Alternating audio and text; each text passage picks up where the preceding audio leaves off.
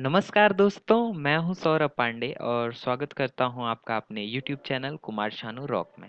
तो दोस्तों, आज की वीडियो बहुत ही ज़्यादा इंटरेस्टिंग होने वाली है क्योंकि हम नेटवर्क सिक्योरिटी का फर्स्ट चैप्टर जो है उसको डिस्कस करने वाले हैं कि नेटवर्क सिक्योरिटी है क्या, उसका इंट्रोडक्शन, ठीक है, और जो एक्ट्स हैं, जो डिफरेंट टाइप्स ऑफ सेक्शन हैं जो कि अगर हम साइबर क्राइम करते हैं तो जो हमारे पे लगती हैं उसके बारे में इस वीडियो में हम डिस्कस करने वाले हैं। तो चलिए स्टार्ट करते हैं वीडियो। दोस्तों, हमने एक फर्स्ट चैप्टर का जो सिलेबस है उसका एक फॉर्मेट तैयार कर लिया है और उसमें ये सारी चीज़ें हैं जिसको कि इस वीडियो में हम डिस्कस करने वाले हैं। तो दोस्तों, आइए स्टार्ट करते हैं। नेटवर्क सिक्योरिटी के बारे में जानने से पहले हमें ये पता करना होगा कि नेटवर्क क्या है। तो दोस्तों, बेसिकली नेटवर्क वही है कि दो या दो से ज़्यादा कंप्यूटर्स को आपस में कनेक्ट करके डेटा को शेयर करना, एक कंप्यूटर से दूसरे कंप्यूटर्स के बीच में, इसको हम बोलेंगे नेटवर्क। इसको इंग्लिश में आप लिख सकते हैं कि व्हेन टू और more computers are connected to each other to share data and information from one node to another node या one computer to another computer is known as network. दोस्तों, अब नेटवर्क की सिक्योरिटी क्यों ज़रूरी हुई, network को secure करना क्यों ज़रूरी हुआ? तो दोस्तों, क्या होता है कि जब यूज़र ए यूज़र बी को अपना डेटा शेयर कर रहा होता है नेटवर्क के थ्रू, तो उसमें क्या होते हैं, जो हैकर्स लोग होते हैं वो अपने सिस्टम से उनके डेटास को करप्ट कर लेते हैं, ठीक है, डेटा थेफ्ट कर लेते हैं, चोरी करके डेटास, और उसमें कुछ उसका मिसयूज करते हैं। तो उसके लिए हमें नेटवर्क सिक्योरिटी की जरूरत पड़ी। अब नेटवर्क सिक्योरिटी होती क्या है? नेटवर्क को सिक्योर करना। कैसे सिक्योर करना? कोई भी एंटीवायरस या कोई भी एक ऐसा सॉफ्टवेयर यूज करना जिससे कि जो हमारा नेटवर्क और उसमें जो जो सिस्टम में हमारे डेटा है वो चोरी ना हो पाए। उसमें हम डिफरेंट डिफरेंट टाइप्स के एंटीवायरस यूज करते हैं और अलग अलग सॉफ्टवेयर की मदद से हम अपने नेटवर्क को सिक्योर करते हैं। ठीक है दोस्तों, तो नीड ऑफ सिक्योरिंग हमने कवर कर लिया, और व्हाट इज नेटवर्क सिक्योरिटी हमने ये भी कवर कर लिया, और व्हाट इज नेटवर्क हमने ये भी कवर कर लिया। दोस्तों, ये जो फिगर है इसका आशय ये है कि एनएस मींस नेटवर्क सिक्योरिटी, और जो इसके दो पहलू हैं, पहला डाटा एंड इंफॉर्मेशन को ये सिक्योर करता है और दूसरा इसका मोटिव है कंप्यूटर सिक्योरिटी। तो डाटा एंड इंफॉर्मेशन की सिक्योरिटी मतलब हमारे जो सीक्रेट डेटा होंगे वो चोरी ना हो, उसको सिक्योर करने का काम नेटवर्क सिक्योरिटी में होता है। और दूसरा जो है वो नेटवर्क सिक्योरिटी से आशय है कंप्यूटर की सिक्योरिटी। कंप्यूटर की सिक्योरिटी मतलब अगर उसमें नेटवर्क ना आ रहा हो, जैसे हम चाहते हो कि अपने सिस्टम को वाईफाई के थ्रू कनेक्ट कर लें तो वो कनेक्ट ना हो, तो ये भी एक प्रकार का दिक्कत है। तो इसको दूर करने के लिए हम सिस्टम को ट्रबल शूट करते हैं, ट्रबल शूट करके हम इस दिक्कत को दूर कर लेते हैं। तो दोस्तों, ये रहा स्टार्टिंग के तीन पॉइंट। उसके बाद जो नेक्स्ट टॉपिक है वो है principle of security. Principle of security जिसको CIA ट्रायड भी बोलते हैं। CIA मतलब C for confidentiality, I for integrity, and जो लास्ट है ए उसका मतलब अवेलेबिलिटी।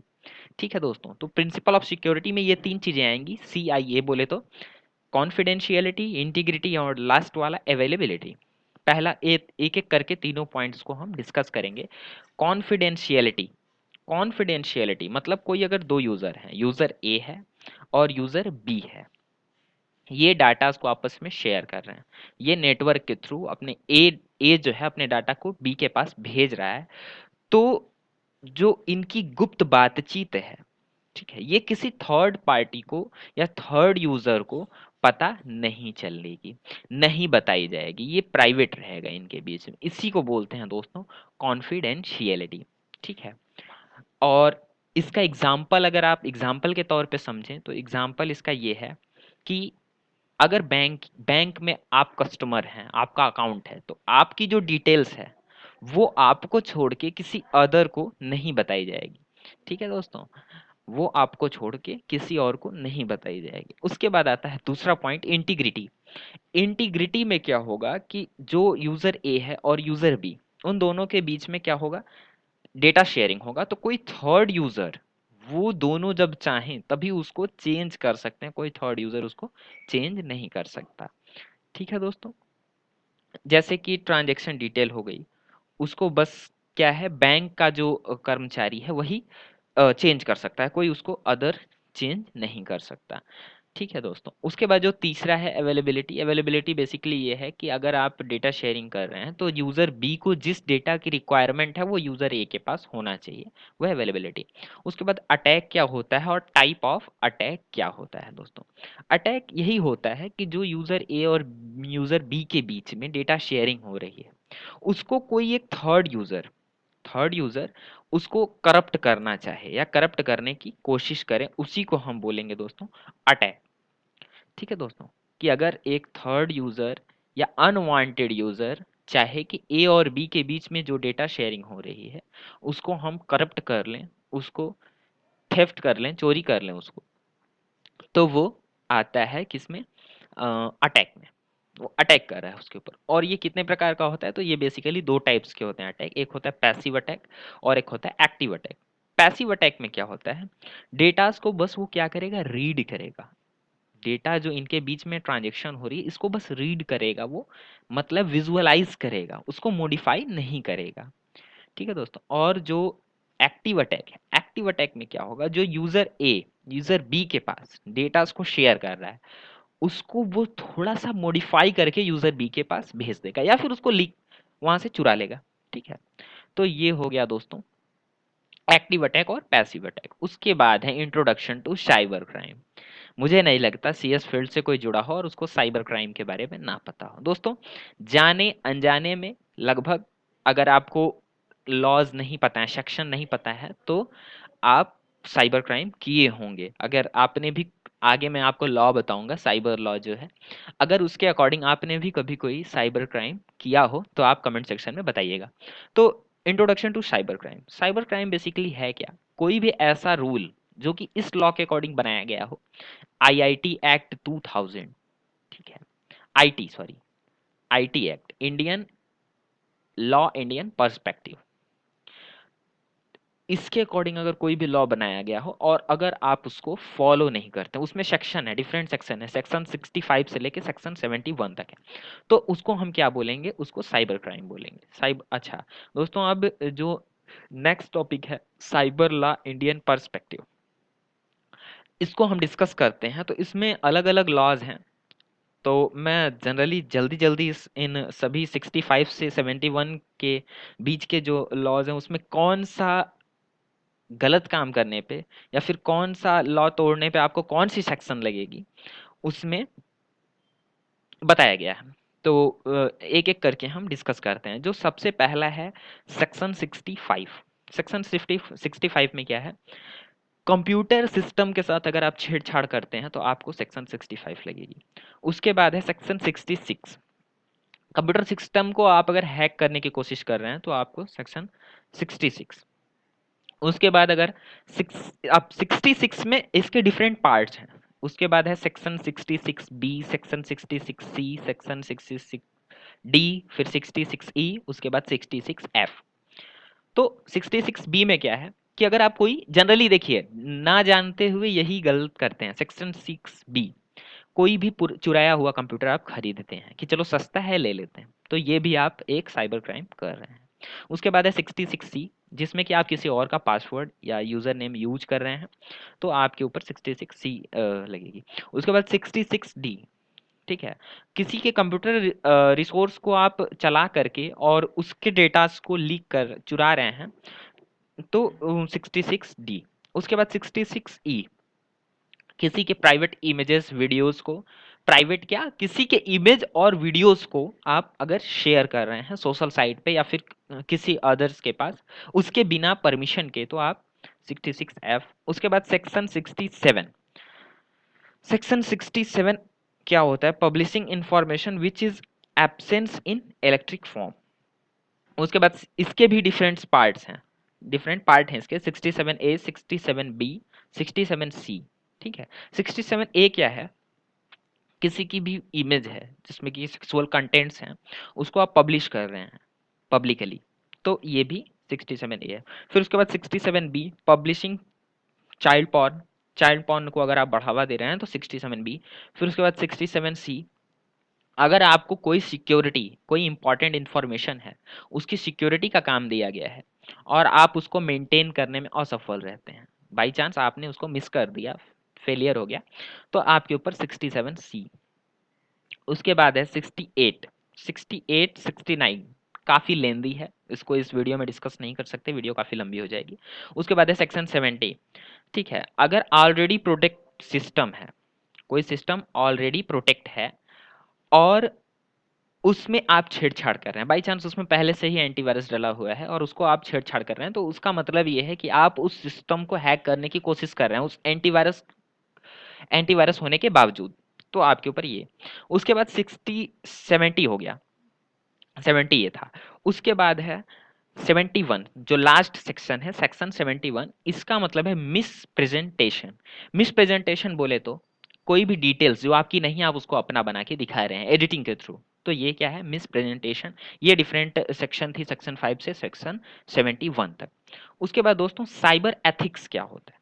साइबर एथिक्स बेसिकली ये होता है कि हमें क्या करना चाहिए और क्या नहीं करना चाहिए, जो कि मोरल, लीगल और सोशल इश्यूज हैं, वही हैं साइबर एथिक्स। साइबर एथिक्स में ज़्यादा नहीं जाएंगे। उसके बाद हैकिंग क्या होती है? हैकिंग बेसिकली यही होता है कि जो हमारा कोई भी डेटाज हैं, कोई भी नेटवर्क शेयरिंग, नेटवर्क के थ्रू जो भी डेटा शेयरिंग हो रही है, उसको करप्ट करने की कोशिश जो की जाती है, वही है हैकिंग। हैकिंग कई प्रकार की होती है। हैकिंग बेसिकली 3 प्रकार की होती है, इसके 3 टाइप्स हैं: white hat hacker, black hat hacker और grey hat hacker. White hat hacker जो होते हैं वो गवर्नमेंट के अंडर में काम करते हैं और ये जो हैं वो हमारे लिए मतलब बेनिफिशियरी हैं, सॉरी, हमारे लिए मतलब यूजफुल है ये, ठीक है। White hat hacker, white hat hacker क्या करते हैं कि जो पहले हम ब्लैक हैट हैकर समझते हैं। ब्लैक हैट हैकर होते हैं जो हमारे डेटास को करप्ट कर लेते हैं और करप्ट करके हमारे पैसे उड़ा देंगे या फिर जो हमारी इंपॉर्टेंट डेटा है उसको लीक कर देंगे, वो है तो हैं ब्लैक हैट हैकर। अब इनको पकड़ने के लिए जो हैकर्स यूज होते हैं वो होते हैं व्हाइट हैट हैकर। वो क्या करते हैं कि इनको पकड़ने का काम करते हैं या फिर डेटास को, कोई भी सिस्टम, जैसे कोई भी सॉफ्टवेयर बन गया तो उसको चेक करेंगे कि ये सॉफ्टवेयर सही है या नहीं, इसमें ऐसा तो नहीं कि ये हैक हो जा रहा है, इसके लिए व्हाइट हैट हैकर होते हैं।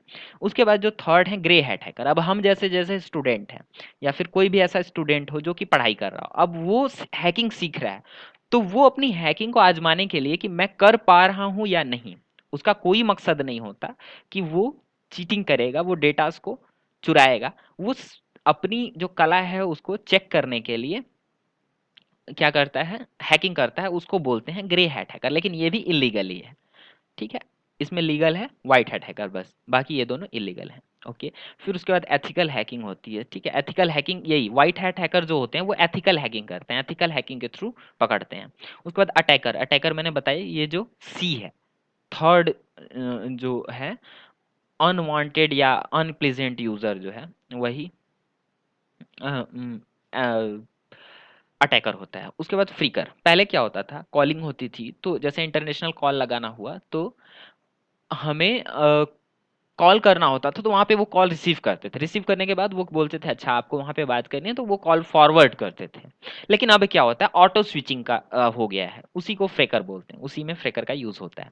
फिर उसके बाद हैकविस्ट, हैकविस्ट क्या होते हैं, हैकविस्ट बेसिकली हैकर की तरह ही होते हैं, ठीक है। लेकिन ये क्या करते हैं, डेटास को सिक्योर करने के लिए यूज होते हैं, मतलब सिक्योर करते हैं, सिक्योर डेटास को, मतलब डेटास को फाइंड आउट करते हैं जो कि हैकर ने हैक कर लिया हो।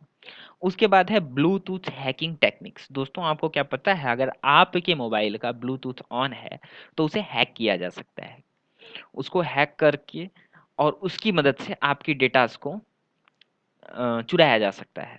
इसमें 3 चीजें हैं, पहला है, 2 चीजें हैं सॉरी, ब्लू जैकिंग, ब्लू स्नैर्फिंग, 3 होती हैं बेसिकली, एक होता है ब्लू बगिंग, तो उसको हम इस वीडियो में नहीं डिस्कस करने वाले हैं, जो सिलेबस में है डिप्लोमा वालों के वो है ब्लू जैकिंग और ब्लू स्नैर्फिंग। तो क्या होता है ब्लू जैकिंग और क्या होता है ब्लू स्नैर्फिंग, इसको आइए डिस्कस कर लेते हैं। दोस्तों ब्लू जैकिंग और ब्लू स्नैर्फिंग ये दोनों ब्लूटूथ की मदद से 2 डिवाइसेस को कनेक्ट करके आपस में डेटास को लीक मतलब चुरा लिया जाता है।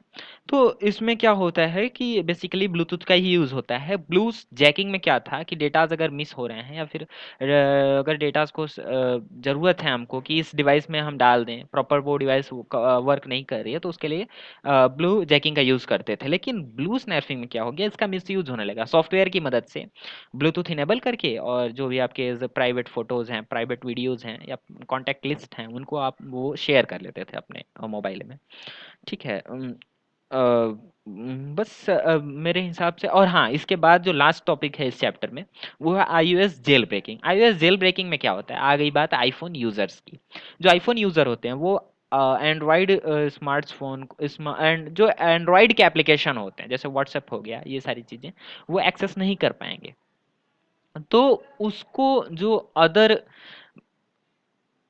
ऑपरेटिंग सिस्टम के सॉफ्टवेयर हैं, उनको यूज़ करने के लिए क्या होता है, iOS जेल ब्रेकिंग का यूज़ होता है, जिससे कि ये एक सॉफ्टवेयर क्रिएट कर लेता है जिसमें उसके अंदर हम उसको एक्सेस कर पाते हैं। तो ये दोस्तों नेटवर्क सिक्योरिटी का फर्स्ट चैप्टर इंट्रोडक्शन में ये सारी चीज़ें थी, हमने इस वीडियो में डिस्कस किया। और उम्मीद करता हूँ आपको ये वीडियो पसंद आएगा। क्रैश ओवरव्यू था, ज़्यादा मैं डिटेल में नहीं गया। और अगर वीडियो अच्छा हो तो लाइक कीजिएगा, कमेंट कीजिएगा और चैनल को सब्सक्राइब कीजिएगा। Thank you very much. मुस्कुराते रहिए, मस्त रहिए।